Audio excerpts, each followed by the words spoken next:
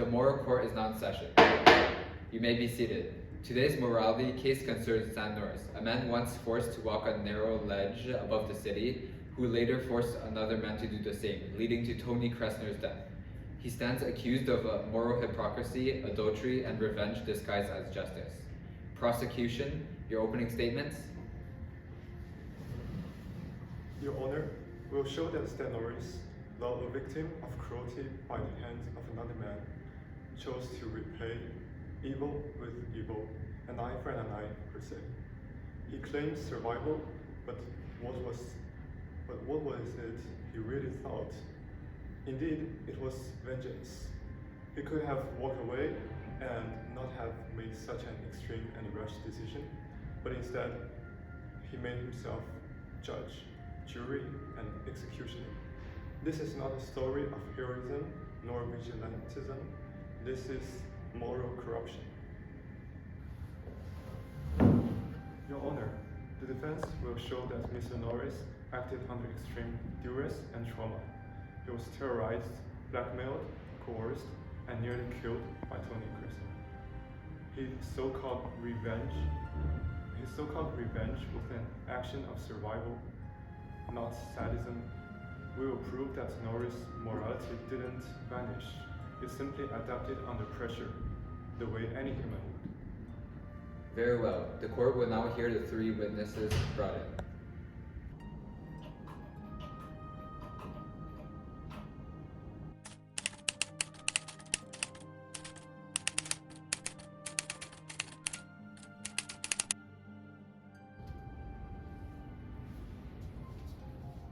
Mr. Kressner, for the record, please state your relation to the accused. He's my wife's lover. He stole it from me and then wronged me. You claim that Mr. Norris took her life.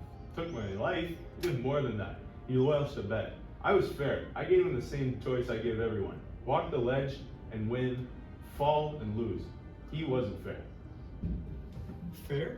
You planted heroin in his car, you murdered your own wife, and you made him crawl along a 5-inch strip of concrete 500 feet above the street.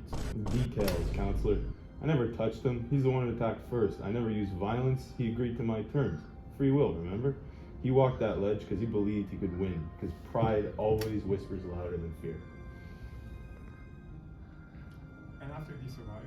He found me, made me walk my own ledge. The difference? I didn't get to live long enough to gloat. There was no way out. He had the gun waiting for me. He was going to Welsh anyway. So, you're admitting your own cruelty drove him to the ledge, literally. You know, we're not so different, he and I. We both like the rush of danger. We both want to control. The only thing that separates us is who honored the wager. Thank you, Mr. Kressner. You've made your case from beyond the grave. You may return 6 feet under.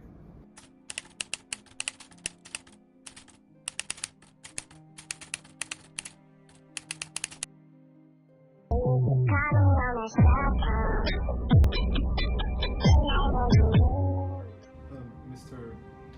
Pigeon? You were there on the ledge. What did you witness that day? I saw a man clinging to the wall like one of us, terrified, trembling.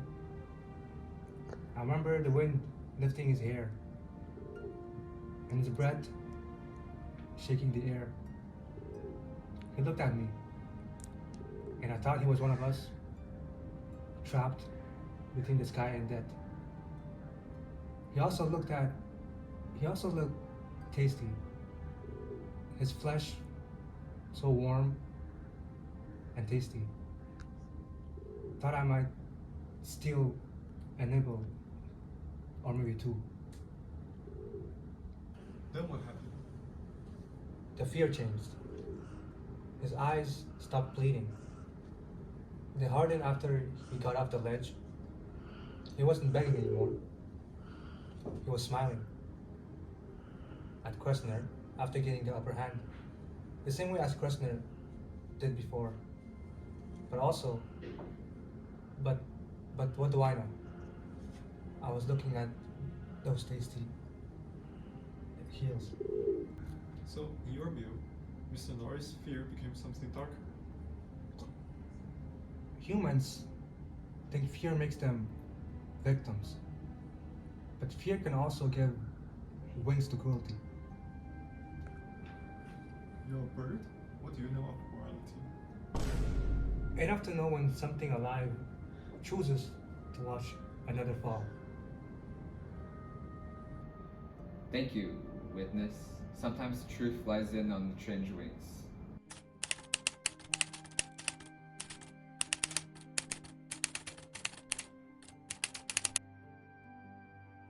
Leave me alone! Ah!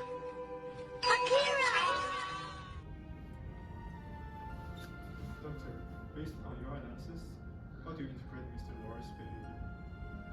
His case illustrates what we call moral mirroring. Basically, under extreme trauma, a victim often internalizes the traits of their abuser. Mr. Norris began as prey, but ended up as the president. His survival required him to become like President. Okay. Yes. Are you suggesting he had no moral agency? Not exactly. He still had a choice. But trauma narrows the field of possible choices. When a man's life is reduced to kill or be killed, morality becomes a matter of instinct. You talk like I wanted this. You think I wanted to walk that ledge? Feel every gust of wind trying to tear me off? I was just trying to live. And yet when the balance shifted, you forced someone else to feel the same terror, right? You didn't just survive, Mr. Norris. You replicated the cruelty that nearly destroyed and traumatized you. You knew how it felt, yet you proceeded. He killed Marika. You laughed. He laughed while I begged for my life. What would you have done? Let him go? That's the question, isn't it? Whether survival excuses vengeance, or if vengeance erases survival's innocence.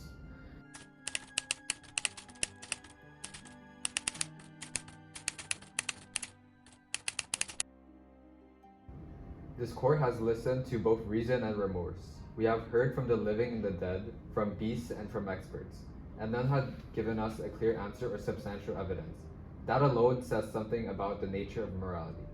Stan Norris, you were not born a monster. You were driven to the edge, literally, by a man who thought life was a game and that people were his pawns. You endured something that few could survive. But the question before this court is whether you were victimized or not. It is whether you remained human when you took justice into your own hands. The evidence shows that after the ledge, you did not simply seek your own freedom. You sought balance. You gave Kressner the same choice he gave you, an eye for an eye, step for step, fear for fear. Perhaps in your mind, that was fairness. But morality does not rest on symmetry, it rests on restraints. And so, this court finds you morally guilty, but humanly justified after all. Your guilt lies not in surviving, but in allowing vengeance to rewrite your moral code and change you from the core. Yet your justification lies in the truth that no one, not even a judge, can measure the limits of human fear. Norris escaped the ledge, but he never left it. He still clings to the cement wall to this day. Maybe none of us do. Maybe morality itself is the ledge, narrow, slippery, and waiting for the next gust of wind. Perhaps the lesson here is that justice without compassion becomes cruelty, and compassion without justice becomes weakness. Between those two, we all walk our own ledges every day, not wanting to be weak, yet not wanting to be cruel. To find balance in morality is the hardest part, to not let the wind push you over the ledge. I thought the ledge ended when I got inside, but it never did. It's still there outside every window I pass. When I close my eyes, I still hear the wind. I don't know if I won or lost that day. Maybe both. Then, that is your sentence, Mr. Norris, to live with that wind forever. May it remind you that fear makes us fragile, but it also makes us human. Court is adjourned.